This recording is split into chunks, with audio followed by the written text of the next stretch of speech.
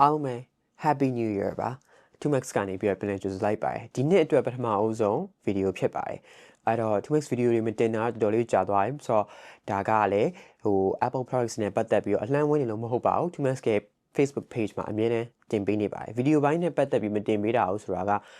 2max ရဲ့မအားတာရယ်ပြီးတော့နည်းနည်းလေးပေါ့နော်ဒီကိုယ့်ရဲ့အလုပ်ဖက်ကိုပဲနည်းနည်းလေးဦးစားပေးပြီးတော့ focus လုပ်နေတဲ့ကြောင့်မလို့ဗီဒီယိုမတင်ပေးတာဖြစ်ပါတယ်။ဒါပေမဲ့လည်းအလှမ်းမွေးပါဘူး 2max ရဲ့ Facebook page ကအမြဲတမ်းရှိနေတဲ့ကြောင့်မလို့အဲ့ဒီမှာနေ့စဉ်နေ့တိုင်းပဲပေါ့နော် Apple နဲ့ပတ်သက်တဲ့အကြောင်းတွေကိုအပြည့်အဝတင်ပေးနေပါတယ်။အဲ့တော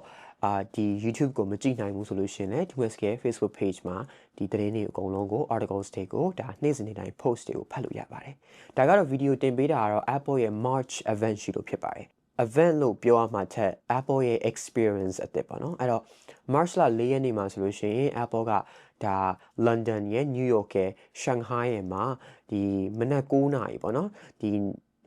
New York စံတော်ချိန်မနက်9နာရီဆိုမြန်မာစံတော်ချိန်ကတော့ March လ4ရက်နေ့ည9နာရီခွဲလောက်ဖြစ်မယ်ထင်ပါတယ်အဲ့ဒီအချိန်မှာဆိုလို့ရှိရင်တို့ကApple experience ကိုတပြိုင်နက်တည်းလုပ်မယ်လို့ပြောပါတယ်။အားကြောင့်မလို့ဒီဟာက event မဟုတ်တဲ့ကြောင့်မလို့ Apple က live လဲလှုပ်လို့တာမှာမဟုတ်ပါဘူး။သူတို့ရဲ့အမြင်ကတော့ဒါအဲ့ဒီအပတ်ပေါ့နော်တနင်္လာနေ့မှာဒါဒီ iPhone တွေကိုကြီးညာမယ် press release နဲ့ online ကနေပြီးတော့ပဲသူတို့ကြီးညာလိုက်မယ်ပြီးလို့ရှိရင်အင်္ဂါနေ့မှာဆိုလို့ရှိရင် MacBook တို့ iPad တို့ကြီးညာလိုက်မယ်ပြီးရင်ဗုဒ္ဓဖူးနေ့မှာကြာလို့ရှိရင်နောက်တစ်မျိုးကြီးညာမယ်ပေါ့နော်ကြီးညာပြီးလို့ရှိရင်အဲ့ဒီနေ့မှာပဲကြီးညာပြီးတဲ့နေ့မှာပဲတပြိုင်နက်တည်းသူတို့ဖိတ်ထားတဲ့လူတွေကိုခေါ်ပြီးတော့ဒါ influencer တွေ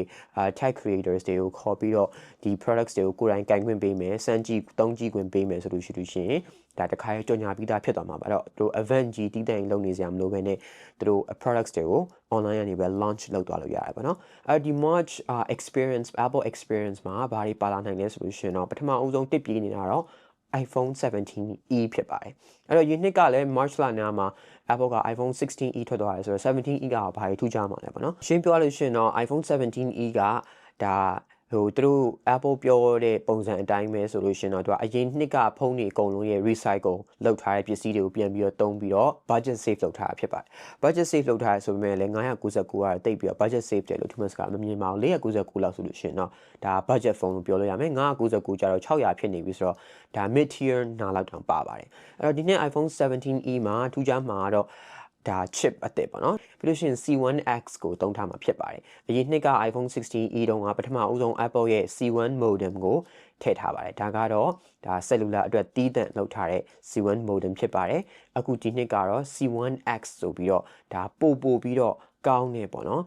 ်နှစ်ဆလောက်ပို့ပြီးတော့မြန်တဲ့ chip ကိုထည့်သွားမှာဖြစ်ပါတယ် N1 chip ကတော့ဒါ network chip ဖြစ်တဲ့အတွက်ကြောင့်မလို့အကုန်လုံးကဒါ Wi-Fi နဲ့ Bluetooth တို့ပေါင်းထားမှာဖြစ်ပါတယ်ဒါ AirDrop ဘိုင်းမှာလည်းပို့ပြီးတော့မြန်သွားအောင်လုပ်ပေးထားတာဖြစ်ပါတယ်ဒါတော့ iPhone 17 series တွေအကုန်လုံးမှာသုံးပြီးသားဖြစ်တယ် C1X ကတော့ iPhone 17e မှာပို့ပြီးတော့ cellular ကိုပို့ပြီးတော့ကောင်းအောင်ပေါ့နော်ပို့ပြီးတော့မြင့်တင်ထားတဲ့ chip ဖြစ်ပါတယ်။ဆိုတော့အရင်နှစ်ကပထမအဦးဆုံး 16e မှာ C1 chip ကို Apple ကကြေညာသွားပြီးတော့ C1X ဆိုပြီးတော့ချက်ချင်း6လပိုင်းမှာ iPhone 17 series တွေအတွက်ထုတ်သွားတယ်။သူကပို့ပြီးတော့နှစ်ဆပို့ပြီးမြန်တယ်ဆိုတော့အခုနှစ်ဆပို့ပြီးမြန်တဲ့ဒီ C1X chip ကိုပဲ iPhone 17e မှာသုံးမယ်လို့ယုံကြည်ရပါတယ်။ဘက်ထရီပိုင်းနဲ့ပတ်သက်ပြီးတော့လည်းတိတ်ပြီးတော့ပြောင်းလဲပွေရမရှိဘူး။သို့တော့ MagSafe ပါလာမှာဖြစ်ပါတယ်။အရင်နှစ်ကလူတွေတော်တော်များများမကြိုက်ကြတာဒီဈေးကလည်း999ဖြစ်သေးတယ် MagSafe တွေတော့မထည့်ပေးဘူးဆိုပြီးတော့ပြောနေကြတဲ့ကြောင့်မို့ Apple ကဒီနှစ်ကို MagSafe ကိုထည့်ပေးမယ်လို့ယုံကြည်ရပါတယ်ပြီးလို့ရှိရင်ဒါတေချာမတေချာသေးတဲ့သတင်းကတော့ Dynamic Island ပါမလားဆိုတာဖြစ်ပါတယ်အခုလက်ရှိကတော့ဒီ 16 inch က notch ကြီးနဲ့ရှိနေပါသေးတယ်အဲ့တော့ Dynamic Island ပါပြီးတော့ selfie camera အသစ်နဲ့လာမလားဆိုတော့သူမျိုးဆိုစောင့်ကြည့်ရမှာဖြစ်ပါတယ်အားလေးပါလိုက်မယ်ဆိုလို့ရှိရင်လူတွေများများကတော်တော်လေးသဘောကျသွားမယ်သို့တော့60 Hz ပဲရမှာဖြစ်ပါတယ်120 Hz ဆိုရဖို့ကတော့မဖြစ်နိုင်ပါဘူးဒါလေးကိုကြိုပြီးတော့ပြောချင်ပါတယ်ဈေးကလည်း999ကနေစမှာဖြစ်ပြီးတော့အယောင်ကတော့ဒီနှစ်မှာ lavender အယောင်အသစ်ကလေးကိုစမ်းနေလို့ပြောပါတယ်သို့တော့မသေးချာဘူးအဖြူနဲ့မဲလာမလားဆိုတော့စောင့်ကြည့်ရမှာဖြစ်ပါတယ်နောက်တစ်ခုကတော့ 2max ကဒီ event တစ်ခုလုံးမှာစိတ်လှုပ်ရှားဆုံးကတော့ MacBook တွေဖြစ်ပါတယ်အဲ့တော့ MacBook ကိုဒါပထမဦးဆုံးအနေနဲ့ Apple ကဒီဈေးသက်သာတဲ့ MacBook အသစ်ကိုဒါထုတ်ပေးမှလို့သိရပါတယ်အကုန်လုံးကပြောနေကြပါတော့ဒီ MacBook ကိုဒါ MacBook လို့ပဲတည်တံ့ခေါ်မယ်လို့ထင်ပါတယ်အဲ့တော့ဟိုးအရင်တော့12လက်မ MacBook လေးရှိတဲ့ပုံစံမျိုးအခုဒီ MacBook ကိုလည်း12လက်မကြော်ပေါ့နော် 12.9 inch လောက်13လက်မမပြည့်တဲ့ size နဲ့ထုတ်မယ်လို့ထင်ပါတယ်အဲ့တော့ဒီ MacBook ကတော့အရေးကြီးတာကသူတို့ရဲ့ရောင်းမဲ့ဒီဝယ်သူတွေကို focus ထားတာကတော့ဒါចောင်းသားတွေနဲ့တချို့အရန်ကြီး Apple ရဲ့ MacBook ကိုလည်းကင်ကျင်နေပတ်စံလည်းအများကြီးမသုံးချင်ဘူးဆိုတဲ့လူတွေကိုရည်ရွယ်လို့ချင်ပါတယ်အဲ့တော့ဒီ MacBook ကတကယ်လို့ဒါ699 999ပေါ့နော်999တော့မဟုတ်699တော့လည်းရောင်းလိုက်မယ်ဆိုလို့ရှိရင်တော်တော်လေးကိုအောင်မြင်မယ်လို့ထင်ပါတယ်ဒီ MacBook ကိုပြီးတော့အယောင်အသစ်အစမ်းနေနဲ့လာမှာဖြစ်ပါတယ်အခုဒီ Apple Experience က invite ထဲရလို့ပဲအပြာရောင်ရဲ့အဝါရောင်ရဲ့အစိမ်းရောင်လေးရဲ့လာမယ်လို့ထင်ပါတယ်ပန်းရောင်ကတော့မသေးချဘူးပေါ့နော်ပြီးလို့ရှိရင်တော့ silver နဲ့space black လား space gray လားဒါမျိုးတွေလာမယ်လို့ထင်တယ်ပြီးလို့ရှိရင်A19 Pro chip ကိုသုံးမယ်လို့ထင်ပါတယ် A19 Pro chip ကတော့ maybe iPhone Air မှာသုံးထားတဲ့ A19 Pro chip ကိုသုံးမယ်လို့ထင်တယ်နည်းနည်းလေးchip တွေကို band down လုပ်ထားတဲ့ chip ပေါ့နော် full chip တော့မဟုတ်ဘူး17 Pro တွေ Pro Max မှာသုံးထားတဲ့ full version chip တော့မဟုတ်ဘူးဒါပေမဲ့ iPhone Air မှာသုံးထားတဲ့နည်းနည်းလေးperformance နည်းနည်းလေးညော့ထားတဲ့ chip ကိုသုံးမယ်လို့ထင်ပါတယ်လိုပဲဖြစ်ဖြစ် A19 Pro ကလည်း M1 နဲ့တော်တော်လေးကိုညီနေပြီးတော့တာလည်းပုံစံရှိနေပြီဆိုတော့ဒါ iPhone chip ကို MacBook ထဲမှာပထမအောင်ဆုံးထည့်ပြီးတော့ဈေးသက်သာအောင်လို့ budget ချုံတာဖြစ်ပါတယ်ပြီးလို့ရှိရင် body ကိုလည်း aluminum နဲ့လာမှာဖြစ်ပါတယ် aluminum ကိုသူတို့ဈေးသက်သာတဲ့ aluminum ပုံစံ design မို့တွင်းလို့ရပြီလို့သူတို့ပြောတဲ့အတွက်ကြောင့်မလို့ဒါဈေး budget short တာပေါ့နော်အဲ့တော့ maybe USB-C တစ်ပေါက်ပဲပါမလားဒါမှမဟုတ်လို့ရှိရင်နှစ်ပေါက်ပါမလားတော့မသိရသေးပါဘူး details နဲ့ပတ်သက်ပြီးတော့မသိရသေးဘူးဒီ colors ကတော့ခုနကပြောသလိုပဲ9ရောင်ဖြစ်နိုင်ပါတယ်အစိမ်းရဲ့အဝါရဲ့အပြာရဲ့ပြီးလို့ရှိရင်အမဲရဲ့ဖြူရဲ့ပေါ့နော်အမဲရဲ့ဖြူရဲ့ဆို silver ရဲ့ space gray ရဲ့ပေါ့နော်ဒါမျိုးလေးဖြစ်နိုင်ပါတယ်ဒါကတော့တော်တော်လေးစိတ်လှုပ်ရှားစရာဖြစ်ပါတယ်ပြီးရင်တော့M5 Pro နဲ့ M5 Max chip တွေကိုသုံးထားတဲ့ MacBook Pro အသစ်တွေလာမှာဖြစ်ပါတယ်ဒါကတော့ chip update ပဲဖြစ်ပါတယ်အဲ့တော့အများကြီး design ပြောင်းလဲမှုကတော့မရှိပါဘူးအဲ့ဒါအကြောင်းမလို့ Thomas ကတော့ဒီ MacBook Pro တွေကိုမဝယ်ဖို့အခုလည်းမြစ်တာရက်ခံချင်ပါတယ် MacBook Pro တွေမဝယ်ခိုင်းဆိုတာနှစ်ကုန်မှာထွက်မဲ့ M6 MacBook Pro တွေမှာဆိုလို့ရှိရင် touch screen အပြင်တစ်ခုလုံးကို9နှစ်အကြာမှာပထမဆုံး redesign လုပ်မှာဖြစ်ပါတယ် OLED လည်းရမှာဖြစ်တယ် touch screen လည်းရမှာဖြစ်တယ် bezel ဆိုလည်းပို့ပြီးတော့တေးသွားပြီးတော့ dynamic island ပုံစံမျိုးလေးရမှာဖြစ်တယ်အဲဒါကြောင့်မလို့အဲ့ဒီ MacBook ဝယ်စောင့်ဖို့ဒီမှာတိုက်တွန်းချင်ပါတယ်အခုလက်ရှိ MacBook ဝယ်မဲ့လူတွေမဝယ်ဘဲနဲ့ MacBook Pro ဝယ်မဲ့လူတွေမဝယ်ဘဲနဲ့အောင့်ထားကြဖို့ဒီကနေပြီးတော့တည်ငောင်းပပလိုက်ရစီပေါ့နော်ပြီးလို့ရှိရင်တော့ iPad တွေမှာဆိုလို့ရှိရင်တော့ iPad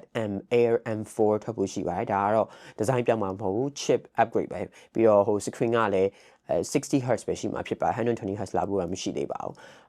iPad 12 generation လည်းလာဖို့ရှိပါတယ်12 generation ကတော့ A18 chip ကိုသုံးမယ်လို့ကြားသိရပါတယ်အဲ့တော့ A18 chip ကိုသုံးပြီဆိုလို့ရှိရင်တော့သိတဲ့အတိုင်းပဲ Apple Intelligence ပထမဆုံးရမှာဖြစ်ပါတယ်အဲ့တော့ budget iPad မှာပထမဆုံး Apple Intelligence ရမှာဖြစ်ပါတယ် Apple Intelligence နဲ့ပတ်သက်ပြီးတော့လည်းပြောချင်ပါတယ် iOS အခု 26.4 beta မှာ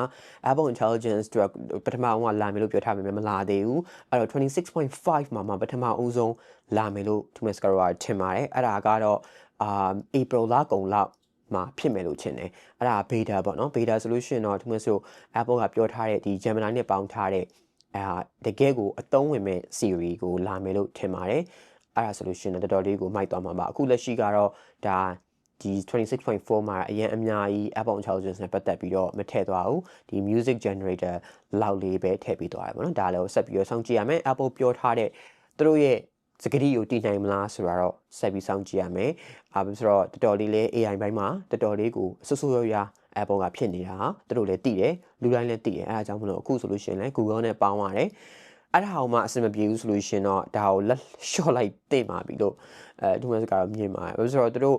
iPhone ဒီ 16ကိုကြေညာတော့အားလုံးက Apple Intelligence ကိုပဲပြောသွားတယ် Glow Time ဆိုတဲ့ event ကြီးအောင်လုပ်ပြီးတော့အခုချိန်ထိတောင်မှတေးတခြားအသုံးဝင်တဲ့ Apple Intelligence ကိုမရနိုင်သေးပါဘူးဒါလည်းအားလုံးသိကြမှာပါတခြားလာနိုင်တဲ့ products တွေကတော့ရှိတယ်ဒါပေမဲ့မဖြစ်နိုင်လို့ Thomas ကထင်ပါတယ်ဘာဖြစ်လို့ Apple ကဒါM5 Ultra တို့ဘာလို့ထုတ်ပြီးတော့Mac Studio အသစ်ကပြီးလို့ရှိရင် Studio Display အသစ်တွေထွက်ဖို့လည်းရှိတယ်ပြီးလို့ရှိရင် AirPods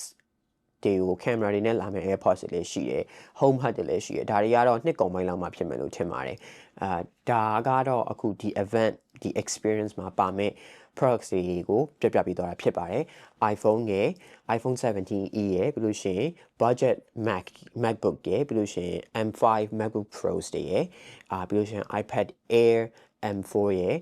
iPad 12 generation ရဲ့ဒါတွေကတော့တေချာပေါက်လာမှာဖြစ်ပါတယ်အဲ့တော့ဒီ event ကတော့အကုန်လုံး live ကြည့်လို့မရတဲ့အတွက်ကြောင့်မလို့အဲ့ဒီ March လ4ရက်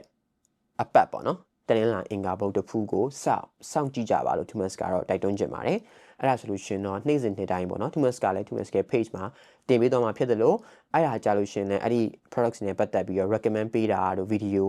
တင်ပြီးတော့ရှင်းပြပေးတော့မှာဖြစ်ပါတယ်အားလုံး have a nice day take care and see you back goodbye